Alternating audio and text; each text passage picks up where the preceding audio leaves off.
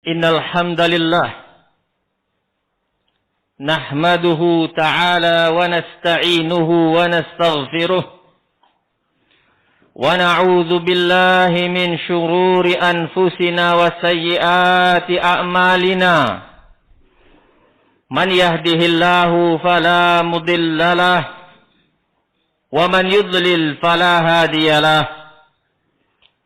أشهد أن لا إله إلا الله وحده لا شريك له وأشهد أن محمدا عبده ورسوله صلى الله عليه وعلى آله وسلم. قال الله تعالى جل ربنا يا أيها الذين آمنوا اتقوا الله حق تقاته ولا تموتن إلا وأنتم مسلمون. يا أيها الناس اتقوا ربكم الذي خلقكم من نفس واحدة وخلق منها زوجها وبث منهما رجالا كثيرا ونساء واتقوا الله الذي تساءلون به والأرحام إن الله كان عليكم رقيبا. يا أيها الذين آمنوا اتقوا الله وقولوا قولا سديدا يصلح لكم أعمالكم ويغفر لكم ذنوبكم ومن يطع الله ورسوله فقد فاز فوزا عظيما. أما بعد فإن أصدق الحديث كلام الله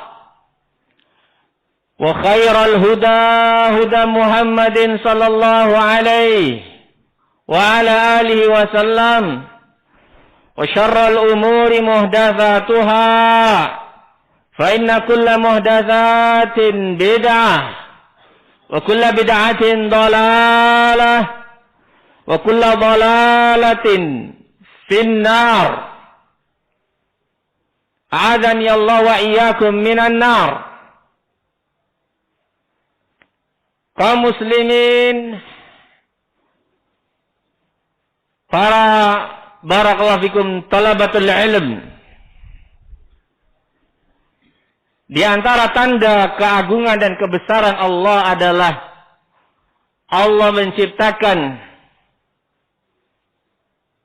makhluk yang sangat mulia dan agung. Makhluk itu Allah namakan dengan Arsy. Makhluk Allah subhanahu wa ta'ala yang paling besar. Bahkan Nabi pernah menggambarkan bagaimana besarnya Arsy. Langit yang 7 lapis. Bumi yang 7 lapis. Ketika dibandingkan dengan kursinya Allah. Hanya seperti barakallahu fikum sebuah cincin yang dilemparkan di dalam padang pasir yang luas. Enggak ada artinya langit dan bumi dibandingkan dengan kursi. Sedangkan kursi ketika dibandingkan dengan Arsy, semisal itu pula. Kursi itu seperti barakallahu fikum sebuah cincin yang dilemparkan ke dalam padang pasir yang luas. Enggak ada artinya kursi itu dibandingkan dengan Arsy. Menunjukkan barakallahu fikum Arsy itu adalah makhluk ciptaan Allah yang sangat luas. Dia juga adalah makhluk ciptaan Allah yang paling tinggi. Tidak ada lagi setelah Arsy makhluk yang lain. Di atas Arsy adalah Allah Jalla Rabbuna. Arsy itu adalah barakallahu fikum ciptaan Allah yang paling terang. Yang paling bersih. Yang paling suci. Oleh karena itulah dia layak untuk berdekatan dengan Allah. Oleh karena itulah Allah subhanahu wa ta'ala mengatakan di dalam firman-Nya Ar-Rahmanu 'alal arsy istawa. Dan Allah Ar-Rahman beristiwa di atas arsy-Nya. Karena dia pantas, dia layak. Maka demikian juga barakallahu fikum.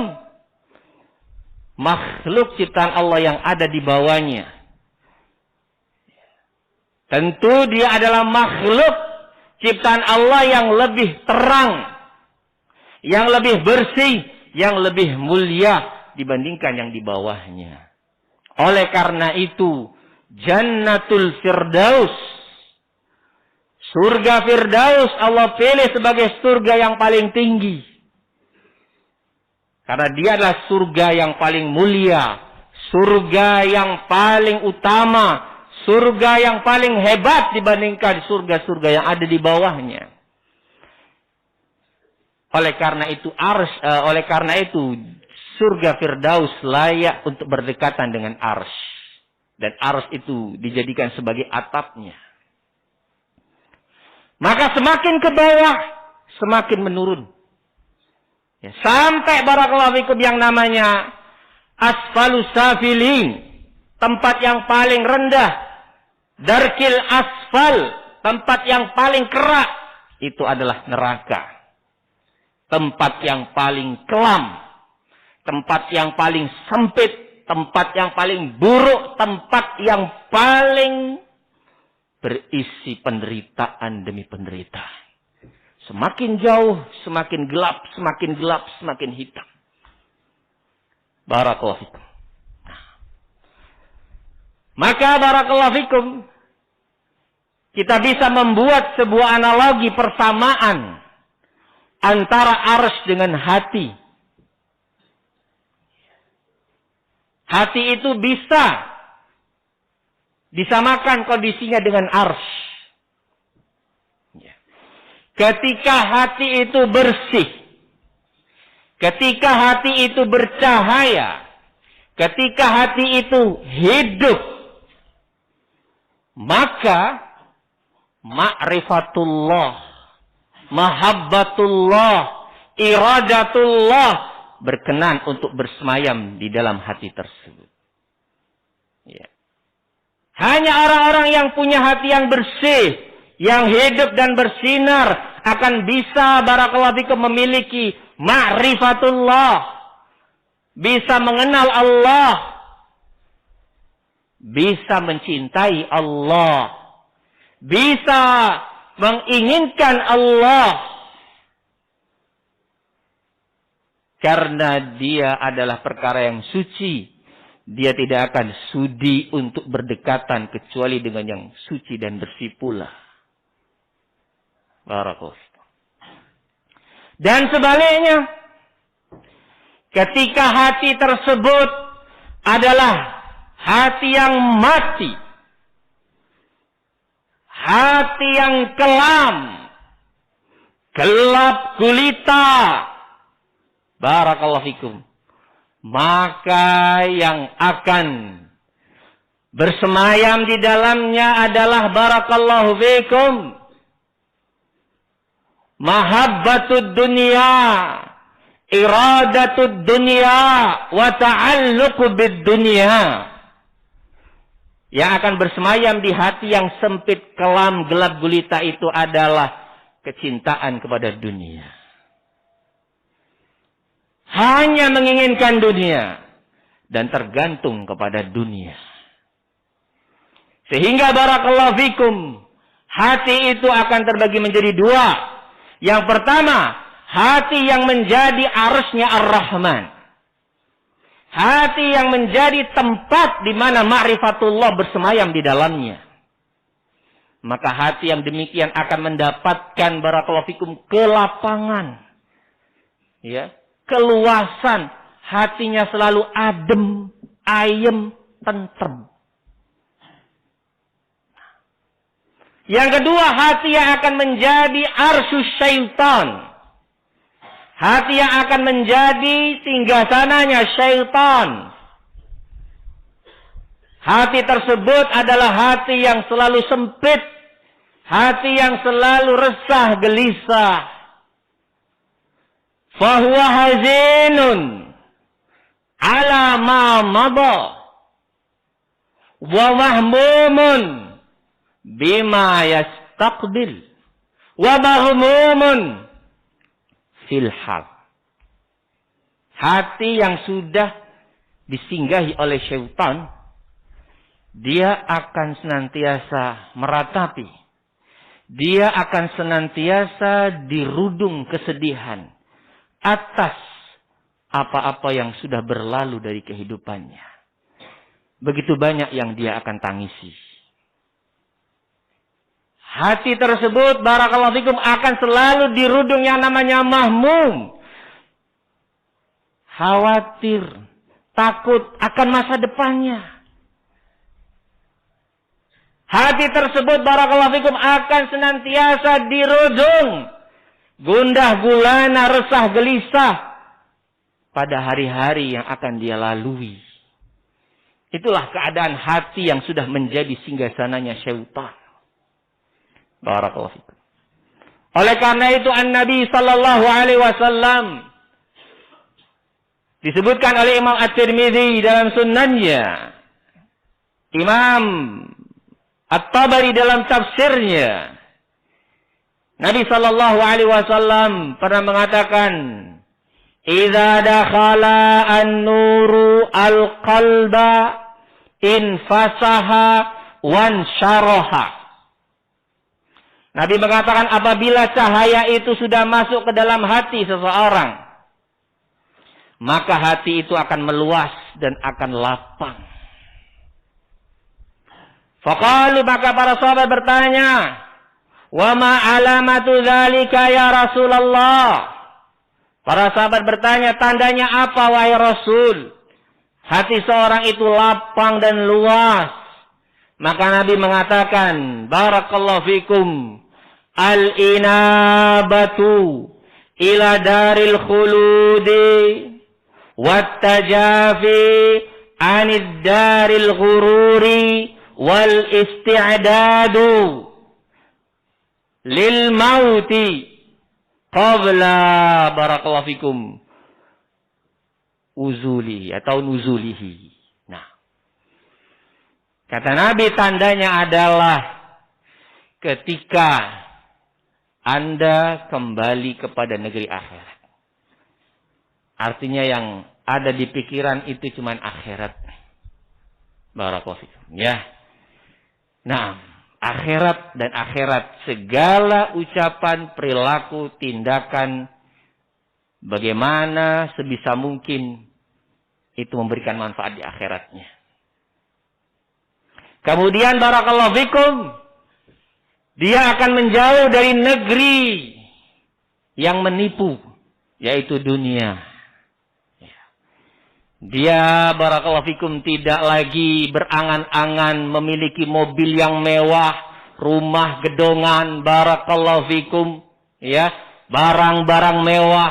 Nah, orientasinya dia sudah berubah. Ya. Dia tinggalkan ambisi itu semua. Waktunya barakallahu fikum kembali ya ke jalan yang benar, menuju negeri yang kekal dan abadi. Dan yang ketiga adalah dia bersiap-siap untuk menyambut kematian.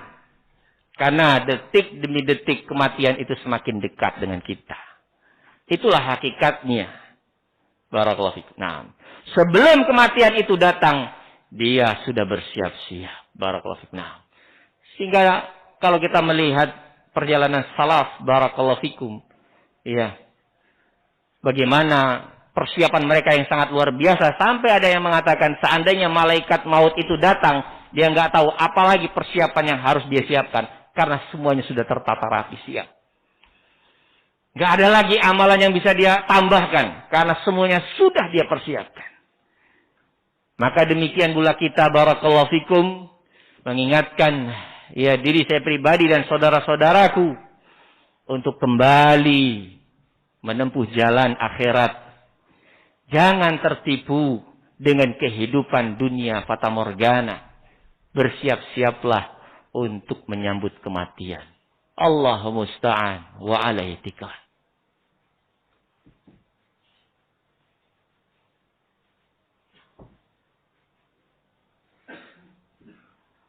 Alhamdulillah alladzi arsala rasulahu bil huda wa dinil haqqi liyudhhirahu 'ala ad-dini kullih wa kafa billahi shahida. Asyhadu an la ilaha illallah wahdahu la syarika lah iqraran bihi wa tauhida wa asyhadu anna Muhammadan abduhu wa rasuluh sallallahu alaihi wa ala alihi wasallam tasliman mazida. Dari sahabat Abu Hudzaifah atau Hudzaifah ibn Yaman, radhiyallahu an, beliau mengatakan qala Rasulullah sallallahu alaihi wasallam, tu'arradul fitanu 'alal qulubi ka'ardil hasiri 'udan. Hati-hati anak manusia itu terpapar fitnah demi fitnah. Bagaikan barakallahu fikum hamparan tikar yang dianyam dengan benang helai demi helai. Fa ayyu qalbin asyrabaha nukitat fihi nuktatan sauda. Maka setiap hati yang menyerap fitnah tadi, maka akan diberikan satu titik noda hitam padanya. Barakallahu fikum. Nah. Wa idza ankaraha, dan ketika hati itu berusaha menepis, menolak, menangkal fitnah tadi, nukitat fihi nuktatan bayda, maka akan diberikan satu titik putih padanya. Hatta ya'uda al-qulub ala qalbain, sehingga akan ada dua jenis hati manusia. Qalbun aswadun murbaddan kal khuzi mujassiyat. La ya'rifu ma'rufan wa la yunkiru munkaran.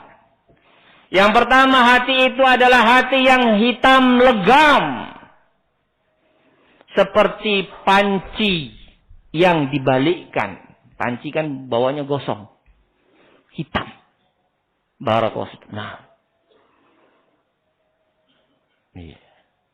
dia tidak bisa mengenal mana yang baik. Dia juga tidak bisa mengingkari mana yang buruk. Karena sudah terbalik. Dia tidak bisa menangkap hakikat itu seperti aslinya. Bahkan mungkin terbalik. Yang baik menurut pandangan dia buruk. Yang buruk menurut pandangan dia baik. Itu kalau hati sudah tertelungkup. Wa qalbun abyad la tadurruhu fitnatun madamas samawati wal ard. Dan yang kedua adalah hati yang putih. Tidak akan bermudarat kepada dia fitnah-fitnah yang menimpanya, menyerangnya, selama langit dan bumi masih ada. Rawahul Bukhari. Barakallahu fikum. Dari hadis ini kita bisa mengambil pelajaran, barakallahu fikum, bahwa setiap insan pasti akan terpapar fitnah. Tidak ada yang luput darinya. Setiap orang pasti akan terpapar fitnah. Dan fitnah itu lebih berbahaya daripada COVID-19. Ya, kalau COVID-19 ada orang yang bisa selamat. Tapi kalau fitnah yang lebih berbahaya dari COVID-19, semua orang tidak ada yang bisa lolos. Tapi orang tidak sewaspada menghadapi fitnah ini seperti mereka waspada menghadapi COVID-19. Barakallahu. Yang kedua, barakallahu fikum, ilmu yang bisa kita ambil darinya, bahwa fitnah itu tidak akan mungkin menyerang seseorang sekaligus, tapi perlahan-perlahan, sehelai demi sehelai.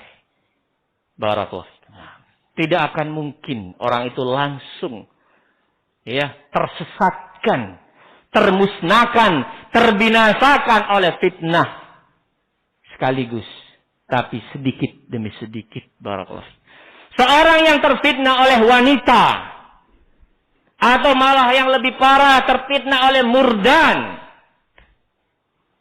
apakah langsung terjadi waqa'a alaiha? La. Berawal dari barakallahu fikum, kadang keisengan, kadang hanya bermain-main, barakallahu fikum, kadang sekedar mengetes, tidak ada niatan yang serius. Nah, ya, sebagaimana kisahnya Bani Israel, seorang pendeta barakallahu fikum yang dikenal sebagai ahli ibadah, akhirnya setelah dia berzina, dia membunuh, barakallahu fikum. Nah, berawal dari perkara yang dianggap baik, barakallahu fikum. Nah, begitu juga barakallahu fikum orang-orang yang berilmu, para duat, tidaklah mereka menyimpang dengan sekaligus, tapi perlahan demi perlahan, sedikit demi sedikit, barakallahu fikum. Nah, dan yang terakhir, barakallahu fikum, pelajaran buat kita adalah ketika barakallahu fikum fitnah itu datang menyerang atau barakallahu fikum mulai merasuki hati kita, segeralah untuk barakallahu fikum ditepis, segeralah untuk memusnahkannya, segeralah berta'awud kepada Allah, meminta perlindungan kepada Allah Subhanahu wa taala dari fitnah tersebut. Wallahu taala a'lam bisawab. Aqulu qawli hadza wa astaghfirullah li wal muslimina wal muslimat innahu huwal ghafurur rahim. Subhanakallahumma bihamdika asyhadu an la ilaha illa anta astaghfiruka wa atubu ilaik. Aqimus shalah.